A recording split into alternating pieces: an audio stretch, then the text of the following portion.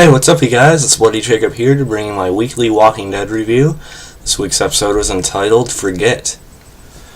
And really, I've been really impressed by The Walking Dead lately, in all honesty. I mean, this second half of Season 5, 5B, if you want to call it that, 5A and 5B, the two halves, of course. You can say that for any season, really, except the first. But, 5B has really impressed me because it's the level of consistency the show's been having again lately. It has given me sort of like a renewed hope in the show. Because if you guys have seen some of my other Walking Dead reviews, or maybe some of my videos talking about other shows, you'll know that I feel like The Walking Dead's sort of taking a dip in quality since like Season 2, Season 3, or at least like after those seasons. And, that could be because of all, changes in showrunners, styles, had to go like that, basically. But, I've never thought it was a bad show, though, don't get me wrong. It's always been one of my favorites, and it still could easily be my favorite show of all time, no matter what. But this half, and this episode included, especially this one, Remember Them, and even The Distance and things like that, it's really given me a renewed energy in the show, we'll say. And so I'm really having a good time with this second half of Season 5. It's been good. So let's get into the show, and get into the episode, I mean. And this is like sort of more of the same from last week, except we did get some very interesting developments. Again, it's sort of like kind of having to do with each member of the group sort of like adjusting and trying to, kind of bring themselves into Alexandria, of course. And there's just a lot of things going on. It still doesn't feel like a Walking Dead episode, but that's because we're used to them being in constant danger out on the road or like out in the open somewhere. But here, they're safe, or like temporarily safe, and so it's an interesting change of pace, but it's intriguing, and I'm enjoying it. It's good to see him get a break, and sort of see him be able to focus on the other psychological parts of themselves that they're kind of struggling with, and the psychological state that they were stuck in, being on the road for so long, and things of that nature. And it was also, before I forget, it was great seeing Michonne finally getting in her police uniform, because she's also a constable like Rick is, and we of course seen Rick in his uniform last week. And so Michonne, looked good. I'm not gonna lie. You guys know Michonne is my favorite character besides Rick, of course, and it was interesting seeing Michonne, sort of like hang her katana sword on the wall. She's sort of like distancing herself from that previous life again. She's trying to give this a chance and sort of like start anew, because I feel like she still has more hope about Alexandria than the others do. But she's not to the point of having so much faith in it that she's going to be blind to things or anything like that. She's intelligent, but still reasonably cautious. Not to the extreme of Rick and stuff, though. And as far as Rick's paranoia, like I said in a previous video review of this season, he has a right to be paranoid. I mean, at this point, after all they've been through, all they've seen, it's warranted. And Rick was interesting in this episode. There's a lot to talk about with him. But I feel like we should get to the smaller stuff first, because, of course, with Rick being our main character, I feel like, his stuff is sort of the most, important, in my opinion. Daryl actually was pretty good this week at what he had going on. He's sort of off by himself, and he was actually not confronted, but he ran into Aaron, and Aaron was outside the wall. He said he was looking for, he was like hunting rabbits and things like that, and so he wasn't actually following him as far as we know. And you can trust Aaron. I think he's like a guy you can say he's probably one of the good characters, pretty much guaranteed within the Alexandria safe zone. And I find him to be pretty likable. I mean, I'm still not really understanding like all the hell that was raised and the controversy from when when they're in the episode they were introduced and with Aaron and Eric kissing and stuff like that. Just the uproar that caused on social media. I mean, people just really need to calm down and sort of accept that that's what's going on. Like I said in a couple of videos ago in my Black Sails, Slint, and Thomas Hamilton affair controversy, when I talked about that, I made the point that there's a right way to, do these kinds of things on TV and there's a wrong way. I personally don't have a problem with gay, lesbian, anything like that. I've spoken up about it at my school before. The rights that they, definitely deserve. And, back to my point about the shows is that, there's a right way and a wrong way to do it. Some shows I've seen do this for shock value, though. Like, they have, like, a kiss that sort of, like, comes out of nowhere. It's, like, really random. And, they just do it, they just do it to kind of spark up controversy and sort of get people talking about, oh, I can't believe that happened in that scene of that show. But then there's shows like Black Sails, who may have done it for the shock value as well, to a certain degree, if I'm being honest, but they did it with a really well-written story, a really well-written build-up, and they made it work. It felt natural, it felt organic, and I don't want to get too off topic here, but and with Aaron and Eric, they're already an established couple and two established characters in the comic book series as well. So, it's not like they just threw this in just to throw it in. It also has like a certain established point to it as well. So yeah, I really don't have a problem with it, and I find Aaron especially to be pretty likable so far. And eventually, Aaron and Daryl spot this horse, sort of by itself, and Aaron, sort of tells Daryl that he had been, looking for that horse for months. Not months, I forget how long exactly he said, but he had been looking and trying to catch it for a while, and bring it back to Alexandria. But, I'd always get spooked before he could get close enough to, sort of try to get on it. But either it'd be spooked by him or, walkers would show up or, things like that. And, sorry, I was kind of distracted by something in the hallway. And, so he actually kind of convinces Daryl, to sort of like try and help him catch it, because he sort of tells Daryl that he thinks Daryl can see the good and the bad in people, and he can tell he and Aaron can tell Daryl's a good person because he hasn't pretty much hasn't killed him yet, and so they go along and they try to catch the horse. They almost do. But, of course, walkers show up just in the nick of time, ladies and gentlemen. They spook the horse runs off.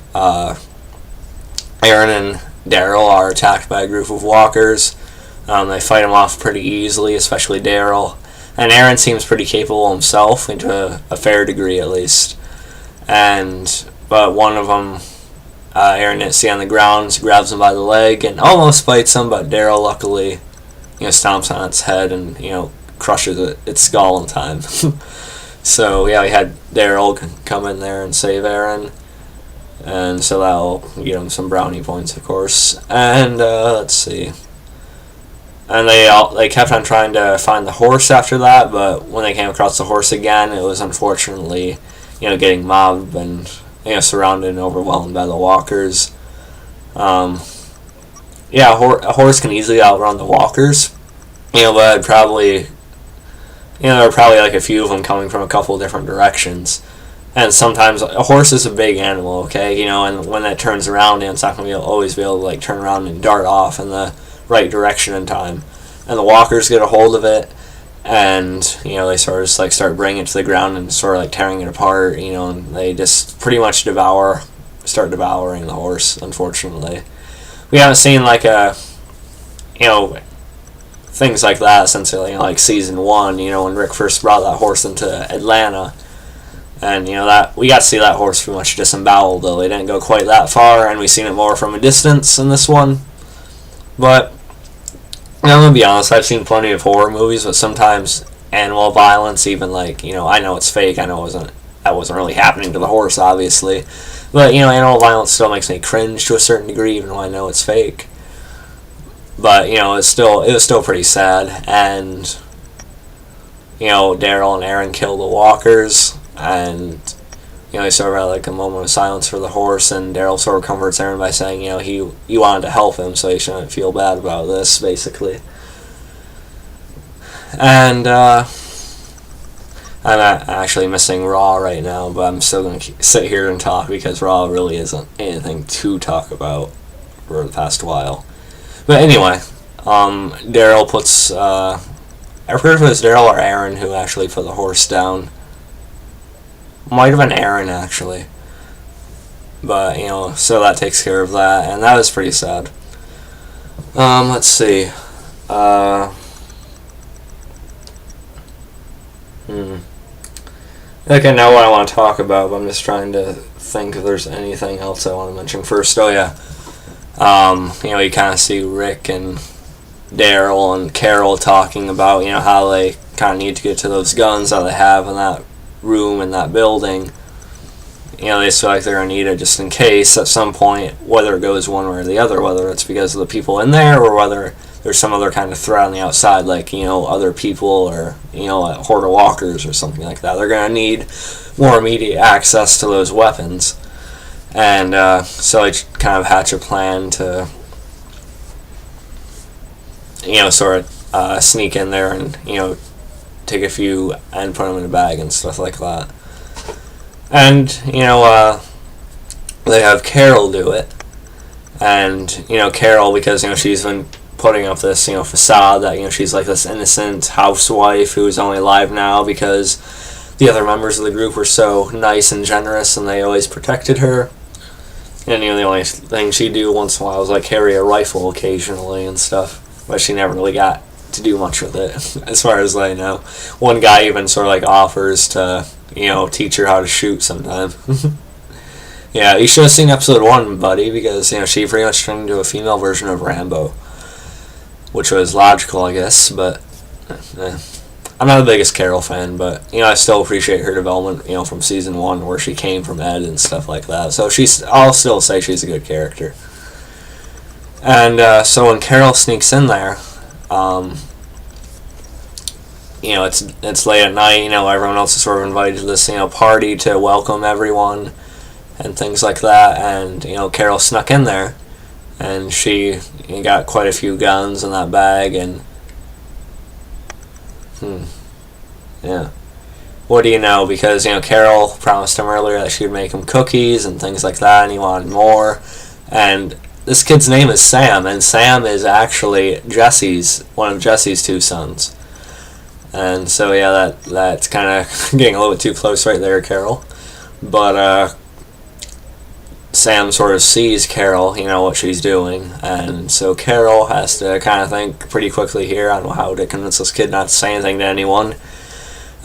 She could have done a couple things. She could have, played it off and, try to joke around with him about it, and try and say, oh yeah, no, I wasn't doing that, I was just trying to do this, or something like that. But Carol takes a more cold approach, which may or may not end up being more effective. We'll see. But she chooses to pretty much scare the little kid shitless.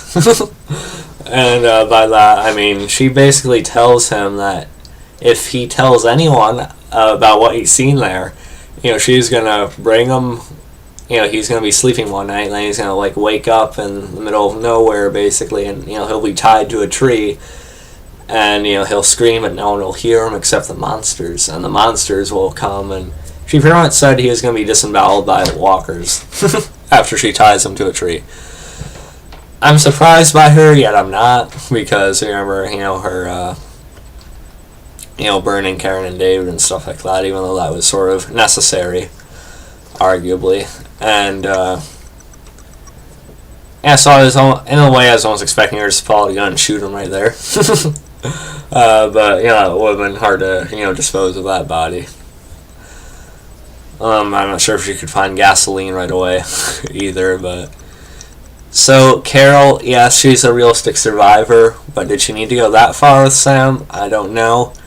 because now Sam's just gonna feel all this stress and fear, and he's gonna be really scared and stuff. So, and she's kind of banking on the fact that everyone thinks of her as this innocent woman, this innocent, fragile woman. So even if Sam says anything, then maybe no one will believe him anyway. But I don't know, because it seems like if he told Jessie, then Jessie might, sort of like start questioning Carol a little bit. So I don't know if it's really a smartest move on Carol's part, but I'm not exactly sure what else it would have been. But I don't know, it's still a pretty creepy and actually somewhat scary scene. So Carol's starting to go off the rails a teeny bit, arguably again. We'll just see how this thing turns out. Maybe Sam actually won't tell anyone. But, we'll see how that goes. And speaking of the party that they're all invited to, to welcome, Rick's group and stuff like that. Sasha has a pretty interesting moment here. Sasha's not one of my favorite characters either. I don't really like her that much at all, to be honest. But she did have some interesting psychological moments in this episode. And, sort of like what all our core survivors are going through here, sort of reminds me of, men and women coming back from wars who have seen, like, traumatic events. I forget what it's called exactly, I apologize. They see traumatic events like their friends being killed, different things happening in the battlefield, or whatever you want to say. And, they just sort of come back cold and, they have, like, a hard time readjusting, to regular society. And so I feel like it's sort of a similar case with some of our characters here. I hope that's a fair comparison. I think it is, to a certain degree at least. And, so Sasha, she wanted to be like the one tower they have, and you see that Alexandria never really has any defenses set up, which, causes our group to be even more paranoid about it. And Sasha, kind of offers herself and volunteers to be on the watchtower, like she'll take all shifts. And, she's supposed to be this really good shot, and she is. And, Deanna sort of like questions her, why she's so eager to do this and stuff like that. She just really has a lot of anger and grief bottled up inside too. And, when she shows up for this party, she has a nice dress on. But we see Deanna. We met Aiden last week. Aiden that went out with Glenn, Tara, Noah, and stuff. We met Spencer, her other son, this week, Aiden's brother. And, he sort of, starts talking to Sasha. And then, Sasha sort of, like, starts tuning him out. Then, she starts hearing, like, all this other small talk. And, then there's this lady that comes to Sasha and asks her what her favorite meal is. Because she's going to make it for all of them. Like, each of their own meals, she'll make them at some point for them, which is, really nice and generous and sweet. But Sasha just sort of, like, snaps and says, "That's what you're worried about?" And, yeah, I understand what Sasha's going through psychologically because, she lost Bob, she lost Tyrese, and add that on to everything else they've been going through. That they've gone through for the past how long. And, so, yeah, that was pretty, not odd, but that was pretty, stern to see. I don't know if that makes sense, but you guys know what I'm trying to say, even if I can't say it. I'm sorry, I'm trying to rush you a little bit here, but I actually think I've been doing a good job with this review. But anyway, to me, the most interesting part of the episode, I hope I didn't miss anything, guys, but I am trying to rush a little bit. I don't want to miss too much of wrestling, even if most of it's not that good anymore. So I really apologize if I missed anything in this review, and if you really want to remind me, do it in a semi-polite way in the comments, please. And I'd love to discuss it with you. That'd be really cool. And, but my favorite part of the episode, or my most interesting part, was the Rick and Jessie dynamic here.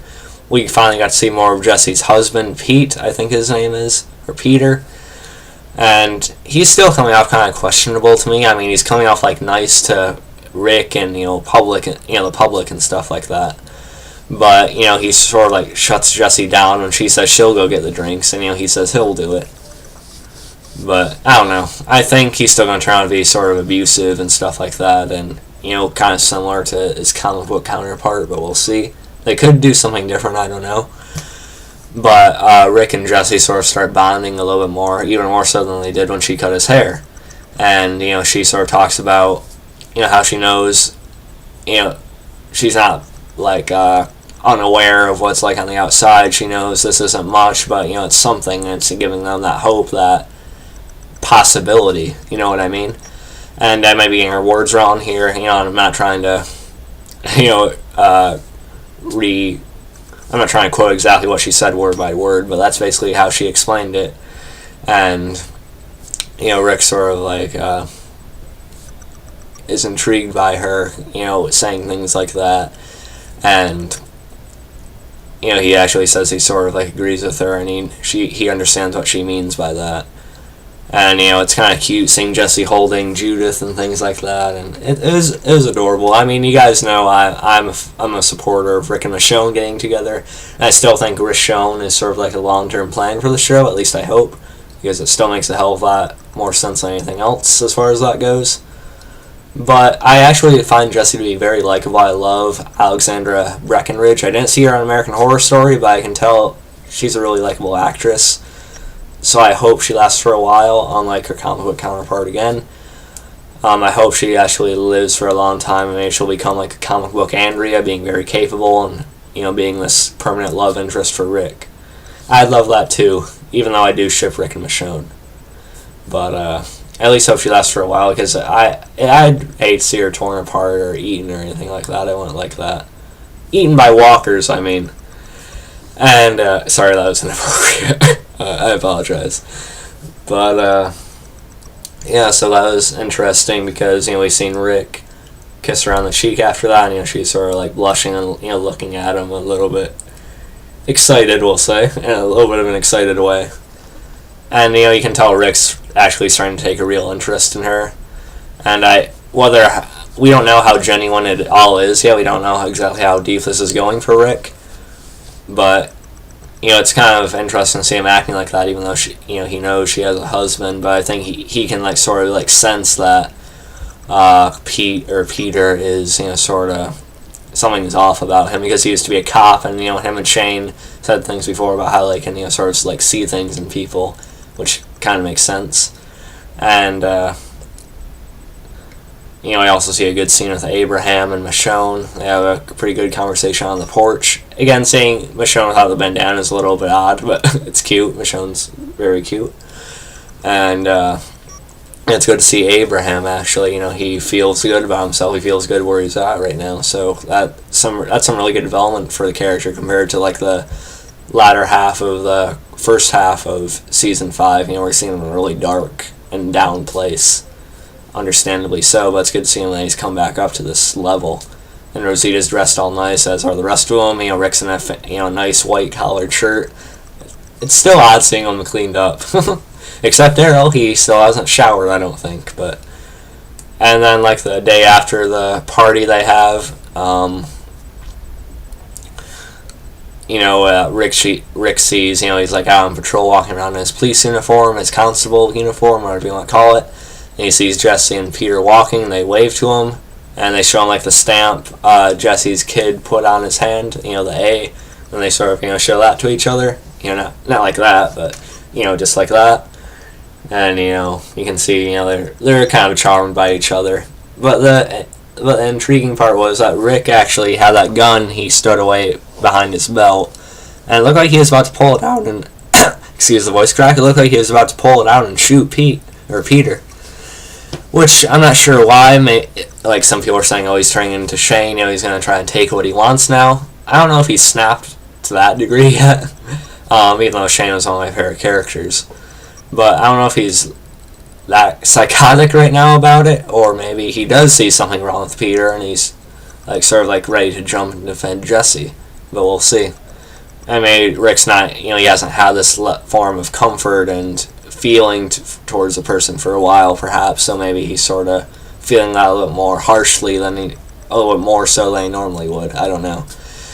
But yeah, that's all I can really say about this episode, guys. I know I might have missed some things. Like I said, if I did, feel free to leave a comment and we can talk about it there.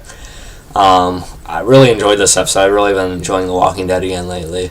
A very good episode. I like Jessie. I liked everything else that was going on. Some brutal walker kills. So yeah, I'll catch you guys next time for my Better Call Saul review. We'll see. I also know I promised Black Sails and stuff, but I'm not sure if I'll get back into that. I may just end up doing a review of the season finale. We'll see. But definitely you'll see me back next week for the next episode of The Walking Dead. I'll be talking about that. And yeah, I'll catch you guys next time. And peace.